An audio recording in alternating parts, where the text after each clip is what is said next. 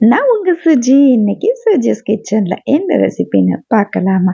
இன்னைக்கு குழந்தைங்களுக்கு எல்லாருக்கும் ரொம்பவே பிடிச்சமான பொட்டேட்டோ சீஸ் பால் ரெசிபி.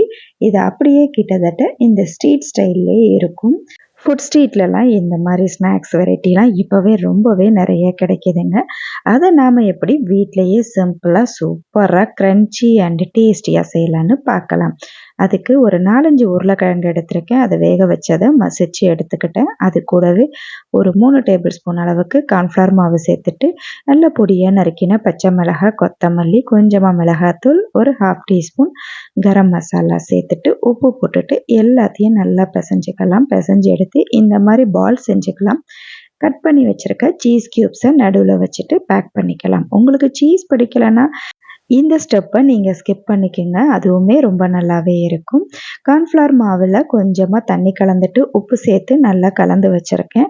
கொஞ்சம் நீர்க்க கலந்து வச்சுக்கோங்க. அது கூடவே பிரெட் க்ரம்ஸ் எடுத்துருக்கேன். நம்ம உருட்டி வச்சுருக்கிற இந்த பொட்டேட்டோ பால்ஸை முதல்ல கார்ன்ஃப்ளவர் மிக்சரில் டிப் பண்ணிவிட்டு அதுக்கப்புறம் பிரெட் க்ரம்ஸில் நல்லா கோட் பண்ணி எடுத்துக்கலாம். கோட் பண்ணி எடுத்த பிறகு லோ டு மீடியம் ஹீட்டில் நம்ம ஆயில் சூடு பண்ணி வச்சுருக்கிறோம். அந்த ஹீட்டில் லோ டு மீடியம் ஹீட்லேயே மெயின்டைன் பண்ணி எல்லா பொட்டேட்டோ பால்ஸையும் நல்லா ஃப்ரை பண்ணி எடுங்க.